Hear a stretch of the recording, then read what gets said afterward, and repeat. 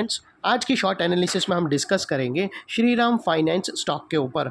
और दोस्तों, ये एक तरह का हमारा एक फॉलोअप वीडियो भी है। आज से महज एक हफ्ते पहले हमने हमारी चैनल पर ये स्टॉक के ऊपर एक रेड अलर्ट एनालिसिस डाली थी, जहां पर ये स्टॉक को टॉप से एक ज़बरदस्त चार्ट पैटर्न के थ्रू प्रेडिक्ट किया था।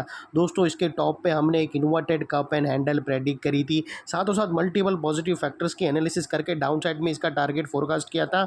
और दोस्तों, वो टाइम पे आप लोगों को बताया था कि श्रीराम फाइनेंस के अंदर हमने अच्छी खासी अपसाइड कैप्चर करी थी और व्यू दिया था कि इसके अंदर प्रॉफिट बुक कर लेना, इसके अंदर डाउन साइड स्टार्ट होंगी। और दोस्तों, अल्टीमेटली वो जो डाउन साइड स्टार्ट भी हुई और हमारा फर्स्ट टारगेट डाउन साइड का अचीव भी हो चुका है। जैसे हमारे बहुत सारे स्टॉक के अप साइड में टारगेट हिट हो चुके, वैसे ही दोस्तों ये भी स्टॉक का टारगेट डाउन साइड में भी हिट हुआ है। लेकिन दोस्तों, आज का जो वीडियो बनाने का मकसद वो ये है कि अभी भी दोस्तों हमारा स्टैंड क्लियर है इस एक रेड अलर्ट का, क्योंकि दोस्तों अगर आप देखो तो यहाँ पर एक further follow up chart pattern negative side पर ब्रेकडाउन हुई है, जो ये स्टॉक को करंट लेवल से और भी डीप डाउन साइड करेक्शन के लिए डाउन साइड में ही रखेंगी। तो वो लिहाज से दोस्तों अभी भी अगर किसी को फ्रेश पोजीशन लेना हो तो वो अपने एडवाइज़र को पूछकर वेट कर सकता है।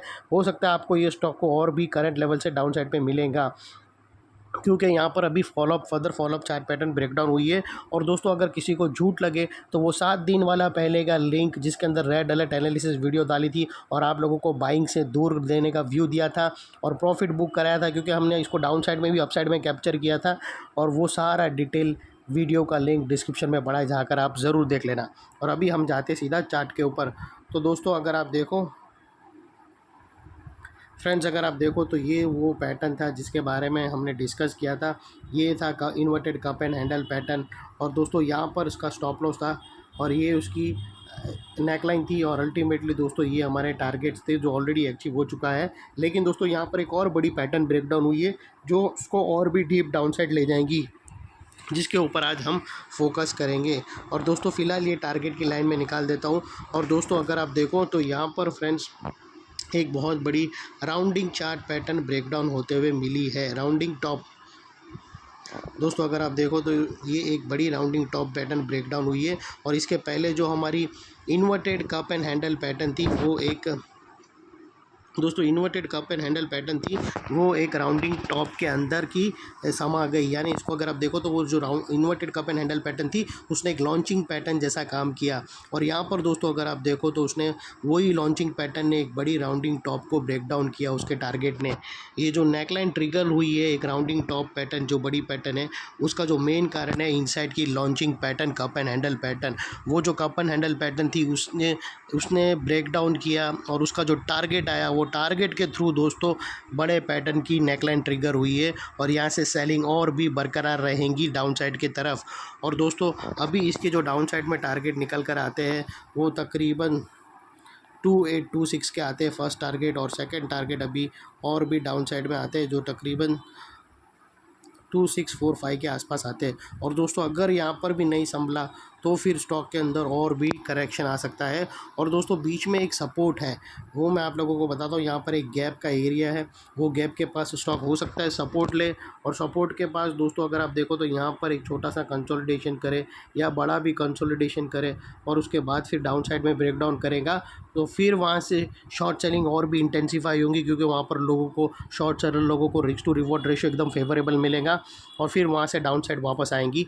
तो एक रीटेस्ट जैसा एक एंट्री मिलेंगी। अगर ये जो ब्लू लाइन मैंने बनाया हूँ वहाँ पे अगर उसने सपोर्ट लिया, और पॉसिबल है दोस्तों ब्लू लाइन के पास सपोर्ट भी बैठा है और आरएसआई इसका ओवरसोल्ड भी हो चुका है, तो जब ये दो चीज़ एक साथ मिलती है आरएसआई ओवरसोल्ड और नियरेस्ट सपोर्ट, तो वहाँ पर एक बाउंस आता है और वो बाउंस के कारण एक रिटेस्ट एंट्री बनेगी नेकलाइन के पास। और नेकलाइन के पास रिटेस्ट एंट्री मिले तो सीधा वहाँ पर जाके शॉर्ट सेलिंग ठोक नहीं देने का, वहाँ रिटेस्ट के पास वेट करने का, नेगेटिव चार्ट पैटर्न स्ट्रक्चर बन के ब्रेकडाउन हो, या फिर नेगेटिव चार्ट पैटर्न नहीं बना तो नेगेटिव कैंडलस्टिक पैटर्न बनना चाहिए और वो ब्रेकडाउन हो डाउन साइड में, उसके बाद पोजीशन लेना, वहाँ पर एकदम ज़बरदस्त रिस्क टू रिवॉर्ड रेशियो मिलेगा।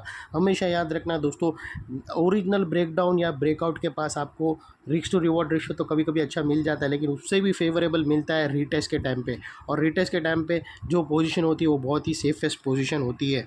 तो दोस्तों, यहाँ पर अगर आप देखो तो ऐसी सिचुएशन बनेगी तो आप अपना माइंड सेट को रेडी रखना। और दोस्तों, डिस्कस कर लेते हैं वो लेवल का जहाँ पर जिसने अगर ये स्टॉक ने उसके ऊपर क्लोजिंग दी थी तो सब कुछ नॉर्मल हो जाएगा और ये स्टॉक अपसाइड भागने लगेगा। और दोस्तों वो एरिया है दोस्तों नियरेस्ट हायर स्विंग तकरीबन 3440 के आसपास का, यानी जिसको हम रेड में कर देंगे। और यहाँ पर ही दोस्तों शॉर्ट सेलर्स का भी स्टॉप लॉस यही एरिया रहेगा। तो दोस्त जो स्विंग वाले शॉर्ट सेलर रहेंगे उन लोग का स्टॉप लॉस यही रहेगा। और यहाँ पर अगर आप देखो तो दोस्तों किसी और को अगर शॉर्ट पोजीशन बनाना हो तो वो अपने एडवाइज़र को पूछकर बना सकते हैं, लेकिन दोस्तों उन लोग को ये जो फर्स्ट ब्रेकडाउन कैंडल है उसके हाई के ऊपर रख सकते हो यहाँ पर, क्योंकि यहाँ पर अगर आप रिस्क टू रिवॉर्ड रेशियो देखो तो आपका रिस्क का एरिया समवेयर अराउंड इतना रहेगा दोस्तों और रिवॉर्ड का एरिया दोस्तों इतना रहेगा। तो ये अभी भी फेवरेबल रहेगा यहाँ पर अगर शॉर्ट सेलिंग लेते हो, लेकिन अपने एडवाइज़र को पूछकर। और दोस्तों याद रखना शॉर्ट सेलर में अगर आपने स्टॉप लॉस ट्रिगर हो गया और नहीं निकाले ना तो शॉर्ट सेलिंग इतना भागती है कि आपके पैसे उड़ने में टाइम नहीं लगेगा। तो जिसको एक्सपीरियंस हो वही शॉर्ट सेलिंग करे और वो भी अपने एडवाइज़र को पूछकर with proper risk to reward ratio के साथ। और दोस्तों अभी फ़िलहाल बस यही था। और सेकेंडली याद रखना दोस्तों नेकलाइन के पास का ये एरिया बहुत ही इंपॉर्टेंट एरिया बनकर खड़ा है, बिकॉज अगर आप देखो तो यहाँ पर multiple negative factors already breakdown होते हुए हमने डिस्कस किए थे। यही एरिया पे दोस्तों यहाँ पर हमने देखा था कि कैसे upward sloping parallel channel down side में ब्रेकडाउन हुई, हायर हाइज लोअर लोज में शिफ्ट हो गए, फिर डाइवर्शन मिला और उसके बाद अभी ये नेगेटिव चार्ट पैटर्न मिला। तो वो लिहाज से दोस्तों अभी ये जो नेकलाइन के पास का ये एरिया है ये एक स्ट्रॉन्ग रेजिस्टेंस बनकर खड़ा है।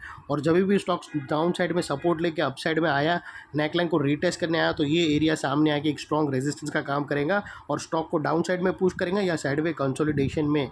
अगर ये स्टॉक को अप साइड में जाना है और सब कुछ नॉर्मल प्रूफ करना है तो उसको एटलीस्ट 3438 के ऊपर क्लोजिंग देना बहुत ही ज़रूरी है।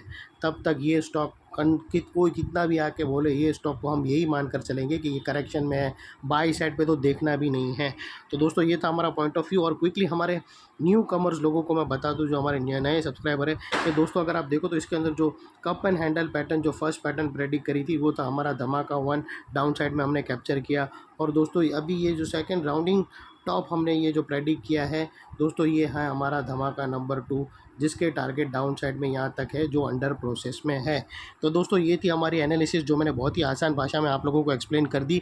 अच्छी लगे तो प्लीज़ चैनल को लाइक शेयर सब्सक्राइब करना, क्योंकि दोस्तों जो स्टॉक के अंदर गिरावट आने वाली है उसका सबसे पहले एनालिसिस हमारी चैनल में आकर दे देते हैं, ताकि अगर कोई गलती से पोजीशन लेना हो तो वो एटलीस्ट बच जावे। तो वो दोस्तों इतनी खास नॉलेज हमारे चैनल के सिवा फ्री ऑफ कॉस्ट और कोई भी नहीं देगा। तो ज़रूर चैनल को सब्सक्राइब कर लेना फ्रेंड्स। थैंक यू, जय हिंद।